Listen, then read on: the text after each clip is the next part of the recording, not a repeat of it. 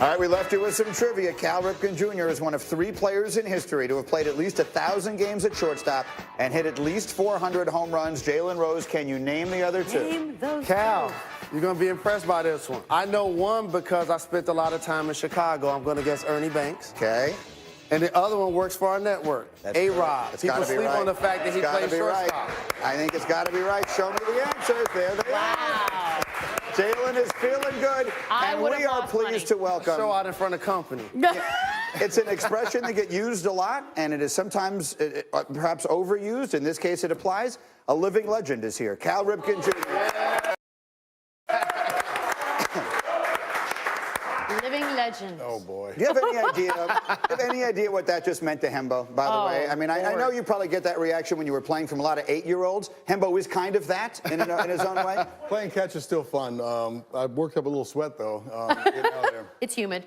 Yes, it is. Not you, it's the humidity. Let's start with the streak. Let's start with that, because that is probably the one thing that people most identify you with. Is that something that we talk about, unbreakable records in sports? Is that something you believe you will live to see broken? Probably not. I think right now the mindset is changing what defines an everyday player. When I came along, you were supposed to be in there every day because there was intangibles that you, as a certain player, hitting third in the lineup, playing shortstop, that you delivered to the team. I think the mindset is changing. They're looking for the best 145 games out of you as opposed to 162. So until the mindset starts to change, physically, I think somebody can do it. I mean, I did it, so somebody can do it. But it seems like it's not important anymore to be that kind of everyday player that plays 162. Well, because we talk about it in basketball all the time. I know people get very angry when guys take rests, and only 5 guys last year played all 162 games. So when you see that, and look, physically you said they can do it, what is your reaction? Well, the physical part is everybody's in better shape. They're stronger, faster. They have better nutrition. They understand themselves better. The hard part about playing every day is mentally, because you got to do it every single day. And when you have ups and downs, you got to be strong enough to play less than 100%, know that you can still compete less than 100%, and give something to the effort. And I think the mental part is just the part that it's easy when you're 0 for 20 and 25, you played 15 innings the night before, to take the next day off when you got, in my day, Roger Clemens or Nolan Ryan or Randy Johnson. Say, okay, let somebody else deal with that. But it's not so easy to push through and find out what you can do. Cal, when you watch today's game, does it fascinate you how batters have now changed their approach to basically swing for the fences or strike out? I never struck out 100 times in a year, and so there were times when I went to bat over 700 plate appearances, and it was a negative. It was a really negative for you to have on your card that you struck out 100 times a year. But there were times when I thought that I put the ball in play weekly just to put the ball in play. So I can see the logic of not giving up your aggressive swing with 2 strikes, but it seems like it's gone way to another level now that a strikeout is just an out. But there are times when you really need to move the ball, put the ball in play, move a runner over, guy on third, and you're starting to see that change a little bit in the playoffs.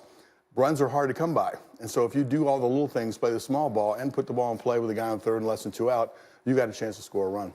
You know, the reason for this, of course, more than anything else, is all of the numbers, all the analytics that have come into the sport. And you're a product of an era, of a time where there was still a little bit of a gut in it, right? Now, people almost act as though managers these days don't even matter because they could just enter into a computer every move that should be made in a game. Do you miss a little bit of the gut feeling? Is there still a place for that in baseball? I would say that I used analytics a lot. We just didn't have the data to support it all the time. You remembered hitter versus pitcher matchup. You remember what pitcher, what he threw, what his strengths were. Deciding where to play defensively, you're using data all the time to do that.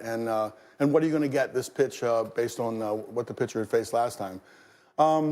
Managers used a lot of gut before. You know, matchups weren't so explicit. They had a feel. And I still think the intangible, what I miss about the game is, if I was hitting really well, those stats didn't mean anything. It could be Roger, Randy, it could be Nolan, and you were ready to hit anybody. If you weren't hitting very well, then your chances of getting hit off somebody of lesser talent was the same. But it seems like that those decisions are being made more rotely and more by the numbers as opposed to robots. What's the value of the manager? The manager builds a lineup. The manager puts it together. There's some things in there that won't show up in a measurement that's important for the lineup to work. I would love to hear your thoughts on Shohei Ohtani. Just watching a guy that's able to pitch and hit on the level that he's doing it? Well, I mean, secretly, I wish that I could do that. I was drafted as a pitcher. I mean, nobody wanted me as a regular player except the Orioles because they were local and they could see me. Ultimately, I had a choice, and I was able to develop into a regular player. But there's nothing like being on the mound in control of the game. And so I love the concept, and I love his success now that he's starting to break through the mindset. So other people now are going to be considered in that role. It's fun to watch. We had a guy you know well, obviously, and John Smoltz on here, and he said he just doesn't think it's practical. The reality of it, to be a starting pitcher in the game today, there's so much work that goes on during the days he's not pitching. We sit here, we think that they're just sitting there watching the game like we are. But there's so much they're doing on their off days that you can't be playing an entire other baseball game doing it. Do you think it is practical that we could see a starting pitcher who truly does play just about every other day? I laugh because Smoltz was a professional golfer for the other 4 days. And so that can be done. I mean, it is a tough challenge, and no doubt about it. Is the responsibilities and things you need to do to get ready to pitch one every 5 days. You're the most important guy on the field. And so, maybe you're not getting all the other days that you're playing in there, but you can get a few days in there. And I think in some ways the competitive pitcher, and Smoltz is in that category, what do you do with that downtime, that urge? When they played golf, I thought that helped their edge. It helped them find something to do competitively in between times. And I think a hitter can do the same thing. I don't know the taxing part of his arm. Is it going to affect his ability to throw and have endurance as the year goes on because you're hitting? Logically, that doesn't make sense to me. I think that he can swing a bat and still maintain his arm strength. Go ahead, Jalen. I've asked you about Manny Machado before you start running out of time here. He's probably the greatest player that Baltimore has had since you were there, leads the league in home runs and RBIs. He's in the last year of his deal, and the team has the worst record in the sport. Does it feel like a foregone conclusion to you that he will get traded away? It kind of feels that way. Manny, he came up as a shortstop, then had an opening at third, and then proved that he can be the best third baseman in the league. So it's wonderful to see his skill set applied to shortstop right now. And offensively and defensively, that's a package.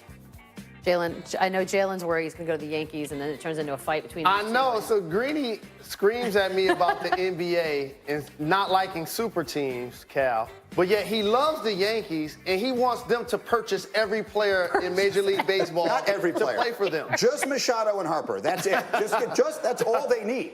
I feel like they're that close, and they just need Bryce Harper and Manny Machado. What about Trout? And everything will be fine. Now, they won't need him if they get those other two guys. Why not just throw him in? One other thing, because Cal is here for a variety of reasons, and no one is more involved with youth baseball than he is. Baseball and softball, as many people may not realize, still have the highest participation level of any sports in the United States.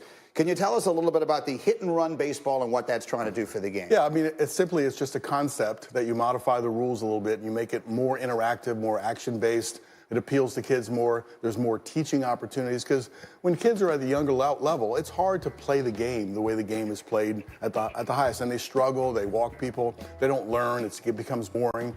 This gives you an opportunity to put situational play in. And all we're doing is modifying some of the rules, putting people on base, putting counts on the hitters, things where you could learn.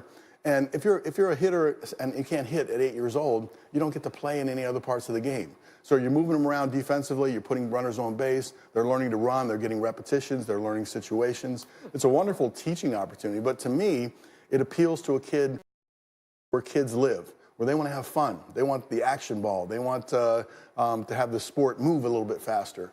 And I love the concept, and this has been developed for a while, and we're applying it in different leagues and different camp structures. We've used it to great success. We're even thinking about having some tournaments with those sort of rules.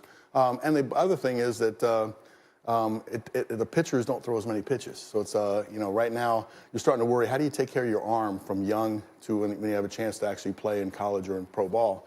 This is one way that you can do that early.